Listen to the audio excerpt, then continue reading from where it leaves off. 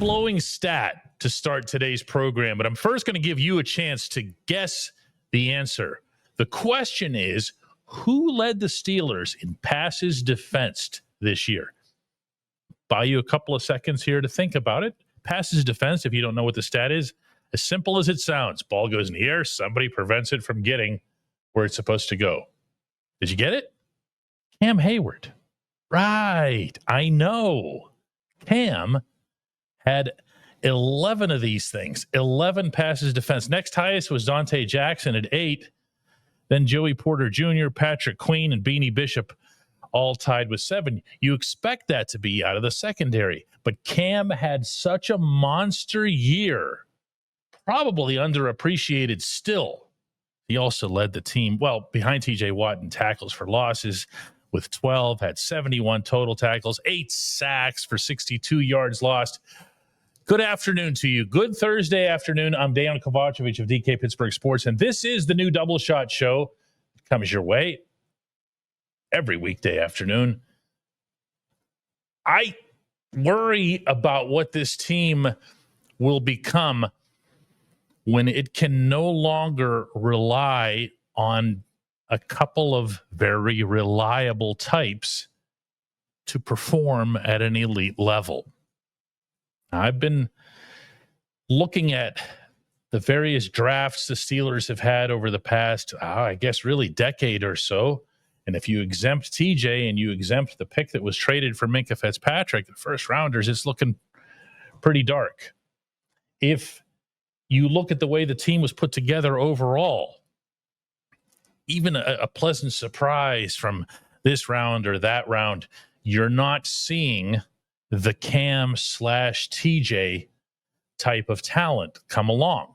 And while I understand that they are exceptional for a reason, I also understand that they remain the only reasonable way to define a window for this team. If you consider that window to ever have existed, or if you did, to still be open, I'm not so sure. I'm not so sure on either count, actually. Because, haven't won a playoff game together. We're looking at a scenario now, I feel like, where you're probably going to get, and heaven forbid anybody doubts anything about Cam, but you're probably going to get another year or two out of him at the most like this. TJ, I think we started to see signs of his mortality maybe, although he was playing on the bum ankle and he was nursing a couple other things as the season went along. But we also saw teams, if they wanted to remove him from the equation, they could do that. They would either double him or even just chip him, and you wouldn't notice him anywhere near as much as you had earlier in the same season. That's kind of how these things go over time. Where this franchise is concerned, I don't believe you're going to see anything that happens that pushes them into any sort of, I don't even want to say rebuild, because that's not anything they'd ever even entertain under Mike Tomlin. He just doesn't have that mindset at all. But even a reload, even whatever you would consider the Commanders to have just done. Okay, let's talk about the shining example. The Commanders changed up a lot of things. They obviously made the right call in the draft, quarterback, and taking Jaden Daniels. And they made some other moves that a lot of people thought were pretty smart. They also made a lot of changes, including to the coaching staff, including to other elements of the operation. And really, if you go back just a handful of years to ownership, with the miscreant Dan Snyder being out, you're not going to see that from the Steelers.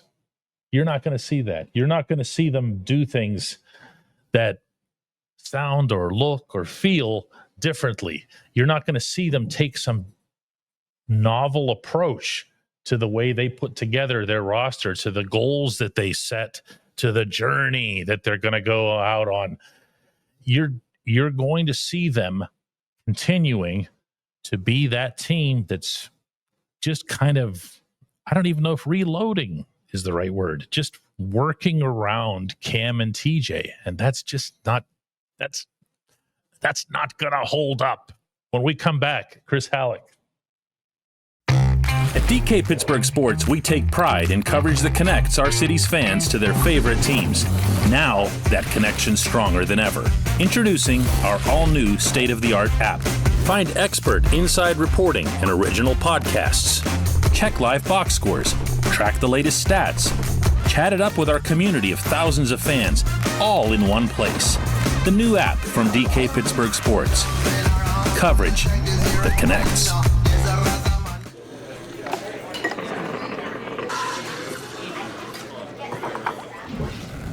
Joined now, as promised, by Chris Halleck. Chris, one of the things I think it'd be fun if we do all through the offseason is to just take one player and kind of take a microscope to them and see, how they did, what's next. And there might not be a more fascinating case, including of his usage, than that of Minka Fitzpatrick.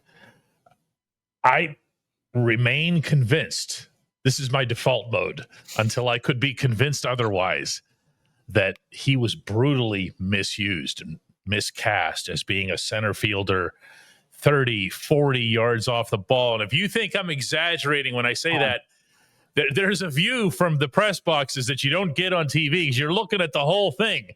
And Chris and I would be sitting there next to each other just marveling. Look at Minka. Yeah. He's like, he might as well be selling hot dogs. Yeah, I remember countless times that we were watching a game live and just seeing how far away. But then also, like, you kind of reminded of it when you see, it's funny because we see the game kind of in that all 22 view when we're watching the games live. But then when I actually sit down and then watch the all 22 and I watch how far they have to pan out when the Steelers are on defense because they have to get all 22 guys on the, otherwise that's not all 22. Moon cam. Seriously, it's kind of crazy sometimes. Like, there was one time I was even doing like a video, a film thing, and I was just like, you have to I counted back. He was like 25 yards off the line of scrimmage. I'm like, what is he going to do at that point? Ball hocking's not happening 25 yards down the field. The only thing you can possibly do at that point is you are literally the last line of defense, which I get. That's what the position safety has been for a long time. But when you have a safety that's capable of doing everything that Minka has shown the ability to do over several seasons in Pittsburgh, like, why use him that way? That just seems like a job best suited for DeMonte Casey more than Minka. Yeah, that's it. It feels like the kind of thing that you could get somebody to do if that was your priority, because you don't have to be elite to do that. And in fact, even a cursory glance at Minka's basic numbers will show you the kind of season that he had. Now, to his credit, he had 96 tackles, and that's not a bad year. That's third most on the team. Patrick Queen was first. Deshaun Elliott, who was doing a lot of the dirty work up front and had a terrific season, by the way, were the only two ahead of him. And that sounds like, oh, that's okay. But then when you remember what he's actually supposed to be doing and the reason that he's collecting $18.4 million a year, he had one interception, his first one in 2.5 seasons. Time. He had 4 passes defensed. 4. So that's 5 times his hand touched the football. Yeah. Okay? I mean, let's just call that what it is. 5 times all season in 1,084 snaps that his hand touched the football. I can't be sold on this value of this version of Minka. It doesn't make sense to me. Yeah, and so I begin to then question, okay, how do you better utilize Minka? You have a guy like Deshaun Elliott as his other safety, and Deshaun Elliott, as you mentioned, he's more of a box safety type. He can play closer to the line of scrimmage. He can be a great support in the run game. He can blitz on occasion too, and he did a great job in playing the role that he was playing. But typically, you don't have any more than 2 safeties. Only every now and then do the Steelers run with 3 safeties out there. But so if Deshaun Elliott is doing that, then you almost have no choice but to put Minka in more of that deep middle third and cover 3. But again, why does he have to be so far off the line of scrimmage? Why can't he be used a little bit closer? Or why use cover? I mean, nobody used middle field closed more often, or the single high safety look more often than the Steelers this year. They led the league in that concept. Like, why do you have to do that? Why can't you do other things in which Minka can do a variety of things in which he's kind of all over the field and doing a number of different things? It doesn't have to be the same thing every time. The answer to that, Chris, and this is the one I'm sure that half of everybody who's tuning in for this show is yelling in our direction right now, is just living in your fears. The Steelers got beat over the top a lot in 2023. They were beaten over the top less in 2024, but it still happened. And it was largely a result of, all these, here it comes again, that term, miscommunications. They'd all be looking around at each other, and Minka would be no different, looking at what happened over there. Now, this is in a scenario, I feel like it's important to explain here, in which Dante Jackson came along and was really good. Okay. He came along and he got you. He got you the 5 picks, which is great. Way more than anybody could have expected. But he also was pretty decent in coverage, and they didn't need to get him that much help. Joey Porter didn't have a great year, especially the way he finished, but he didn't need a lot of help either. So what are you doing to swing back to Minka here? Come up with something that's more dynamic, that takes a little bit more of a risk factor to it. Let's put it this way. You know how everybody's always complaining, Chris, about highest paid defense. The Steelers defanged their own guy, the $18.4 million guy. And I don't mean to take, I'm sure Minka could have done stuff better too, okay? Yeah, but for sure. And I know that this was, at its core, this was about how he was used. No, I agree. And, I recently looked into the numbers on just overall, because I know we've talked about the need to blitz more often. And when the Steelers were perennial leaders in sacking the quarterback, they were usually in the top 5 in how often they were blitzing in their overall blitz rate.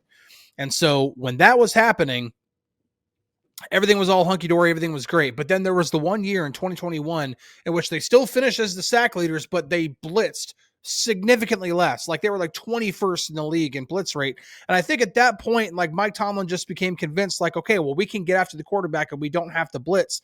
And they started playing too safe on the back end. And Minka is, I think that's what you're seeing over the last couple of seasons, is that they're being too safe with Minka. Is that they're not allowing him, especially this past year, they're not allowing him to really be the Minka Fitzpatrick that we saw in 2020 and 2022. 2021, he was asked to do a lot of the box safety stuff, and so that's kind of a throwout year in terms of evaluating Minka being Minka. But the past couple of years, we haven't seen that. And again, to your point, I don't think that it's really a Minka problem. I think it's more of a schematic problem that needs some serious retooling this offseason, because they have too much talent in terms of getting after the quarterback, or like Minka, in terms of being able to take away the middle of the field, than to let's just play them 30 yards off the line of scrimmage and just keep everything in front of us. See, and you say that this needs some retooling and this requires some change and having a different approach.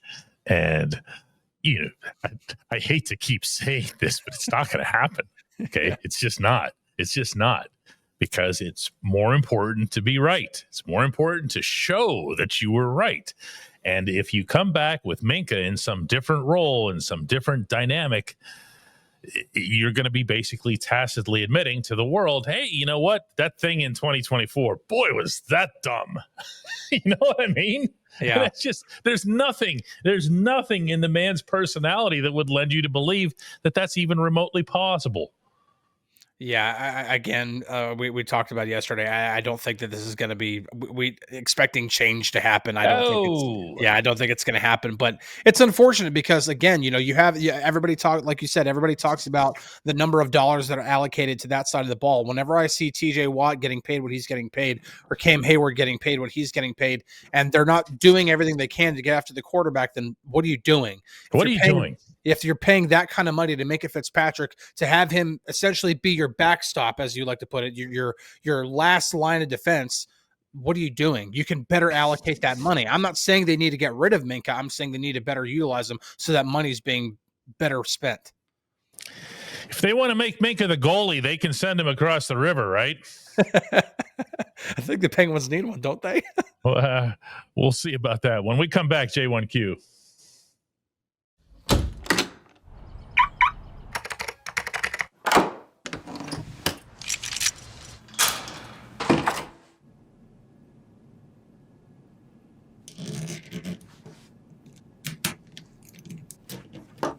Safety is a habit. Gun safety and responsible storage are no different. Help prevent gun accidents, misuse, and theft. Keep firearms safe and secure when not in use. For safe storage options, visit projectchildsafe.org.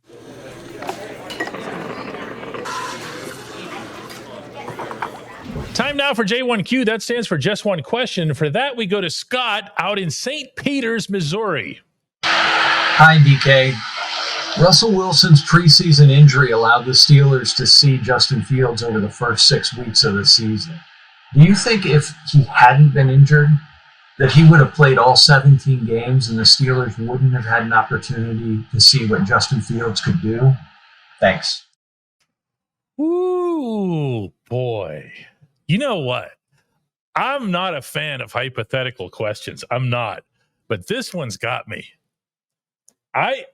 I don't have another way to answer this other than to say, yeah, of course. I mean, look at who's in charge. Look at the approach that he took, even after Fields had the team at 4-2 and was showing progress, and he's 25 years old, and he's got all the tools and the weaponry and everything else, and you still, after a W, say, let's go to Russ. Let's go to Russ. And you do so against the counsel of those under you. We don't have to wonder about that. That's not speculation. That's not a narrative. That came right from Mike Tomlin's mouth, that he was the guy that was making an unpopular decision because he's highly compensated to do things like that.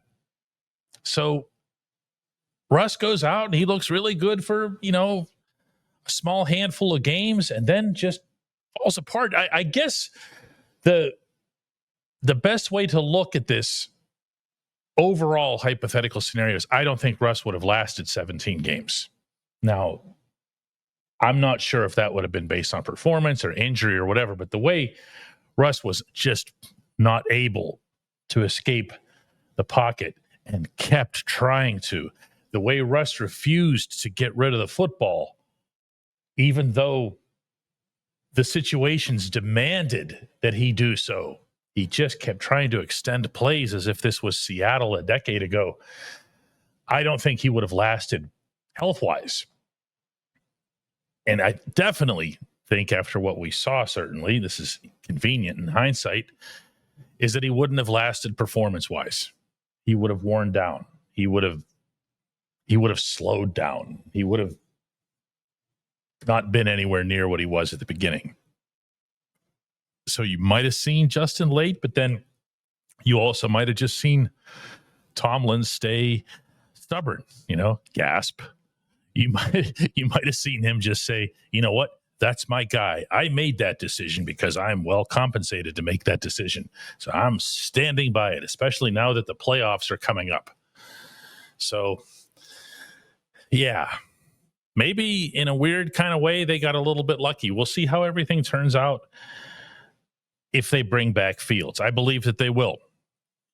We'll see how things would turn out if they brought back both of them and just told Russ, listen, you're going to be in a support role. You're going to be in a 1B kind of role. You're going to be there, to help Justin. You're going to be there to be a leader. You're going to be there to be someone that we can count on for excellent performance. If you come off the bench, you're not going to be beating yourself up. You're not going to be beating your body up. But then another part of me wonders, if you set up the offense the way Arthur Smith did, and I know this for a fact, toward Fields, and then you keep skewing it that way, the way it did over those first 6 actual games,